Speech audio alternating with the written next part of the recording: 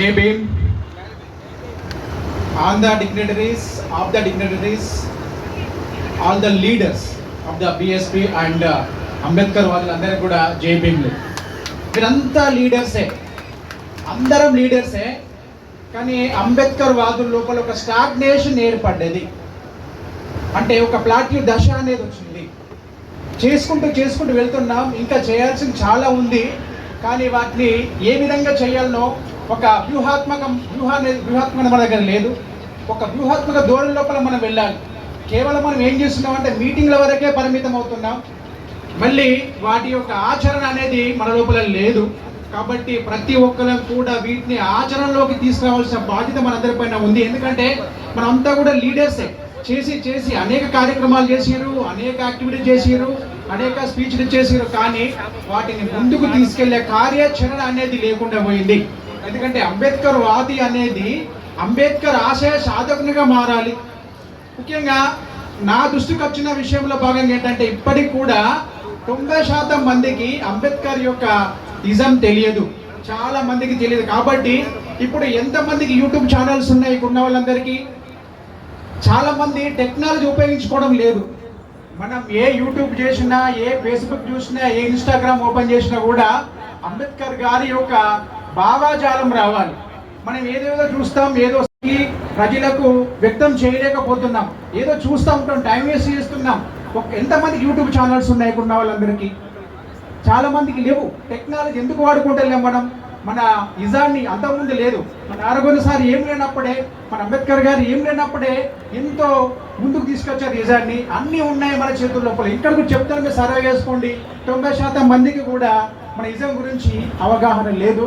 వింటారు ఏదో అవునా అంబేద్కర్ అంటే వాళ్ళ అని చెప్పేసి ఇంకా కూడా ఉంది. దయచేసి ప్రతి ఒక్కరు కూడా యూట్యూబ్ ఛానల్ ఓపెన్ చేయండి. మనకు పోయేదేం లేదు. ఖచ్చితంగా టెక్నాలజీని, ముఖ్యంగా మన బాబాసాహెబ్ అంబేద్కర్ యొక్క ఆలోచనలు మీరు అప్లోడ్ చేయండి. మీరు మన విధానాన్ని ముందుకు తీసుకెళ్ళండి. మన యాక్టివిటీస్ని మనం అప్లోడ్ చేసుకోండి. మనం ముందుకు తీసుకెళ్ళాలి. ఇకపోతే కరీంనగర్ అనేది ఉంది. ఇక్కడనే చైతన్యం అనేది అంకురార్పణ ఏర్పడుతుంది. మా తమ్ముడు సురేందర్ యొక్క ఆధ్వర్యం లోపల నేను అంబేద్కర్ యొక్క ఆశయవాదిగా, అంబేద్కర్ యొక్క ఆశయాన్ని సాధించడం కోసం గాను నేను ఈరోజు మనకి ఏంటంటే భీమ్ దీక్ష అయిపోతుంది. 15 ఈరోజు వరకు భీమ్ దీక్ష అయిపోతుంది.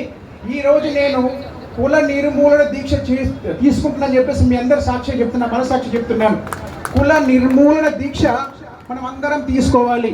ప్రతి సాటర్డే మీరు సెమినార్ నిర్వహిస్తున్నారు. ఆ సెమినార్ లోపల కుల నిర్మూలన అనేది ఏ విధంగా జరుగుతుందో అనేది దానిపైన మీరు ఆలోచన చేయండి. ప్రతి వాళ్ళతో దీక్ష తీపియండి. భీమ్ దీక్ష కాదు, ఇక్కడ నుంచి అంటే భీమ్ దీక్ష తీసుకోతో పాటుగా కుల నిర్మూలన దీక్ష చేసుకోవాలి. ఎందుకంటే మనం కొన్నింటికి ఆశపడకూడదు. మనం దేనికోసం ఆశపడుతున్నాం? లిటిల్ బిట్ కోసం ఆశపడుతున్నాం. కులం ఇంతకుముందు నాకు వచ్చినప్పుడు స్టేజ్ పైకి రాగానే ఒక ఆలోచన వచ్చింది. ఏంటంటే కులం లేని వ్యవస్థ కనిపించింది. ఇక్కడ చాలా బాగా అనిపించింది. ఏసీపీ గారు అందరూ కూడా మా వాళ్ళు అనిపించింది. వాళ్ళ కులం అలాగానే వాళ్ళు వేరే వాళ్ళు అనిపించింది. కాబట్టి అది సాధ్యం అవుతుందా, సాధ్యం కాదా అనేది పక్కకెడితే కుల నిర్మూలన అనేది మనందరి బాధ్యత కావాలి. ఆ దీక్షను అందరూ తీసుకోవాలి. ప్రతి లీడర్స్ తోటి, మనమే లీడర్స్, తర్వాత ప్రతి రాజకీయ నాయకులతో, ప్రతి ఎమ్మెల్యే తోటి, ప్రతి ఎంపీ తోటి, ప్రతి మినిస్టర్ తోటి కూడా దేశవ్యాప్తంగా కుల నిర్మూలన దీక్ష తీసుకొని దీనిపైన కార్యాచరణ యాక్టివిటీస్ పాటించినట్టయితే ఖచ్చితంగా కుల రహిత caste less society, caste less భారతదేశాన్ని తీసుకొని వెళ్ళాలి. ఎప్పుడైతే ఎవరైతే కులం అంటారో వాళ్ళు దేశ ద్రోహిగా క్రియేట్ చేయాలి. అప్పుడు ఖచ్చితంగా ప్రతి ఒక్కరు కూడా కులం అనేది లేకుండా చేస్తారు. కులం లేకపోతే అన్ని వనరులు మనే అవుతాయి. అన్ని వనరులు మనం షేర్ తీసుకోగలుగుతాం. కులం అనగానే ఏమవుతుంది? మనకు డివైడ్ అయిపోతున్నాం. కాబట్టి ఈరోజు నేను మీ ముంగట నేను దీక్ష తీసుకుంటున్నాను. అది సాధ్యమైన కాకుండా కుల నిర్మూలన దీక్ష తీసుకుంటున్నాను. నా మనస్ఫూర్తిగా ప్రామాణ్యంగా చేసి తీసుకుంటున్నాను. ఈ అవకాశం ఇచ్చిన మా తమ్మునికి ధన్యవాదాలు తెలుపుకుంటూ ముగిస్తున్నాను. థ్యాంక్ యూ అన్న, థ్యాంక్ యూ సార్. ఎంత సమయం మనకు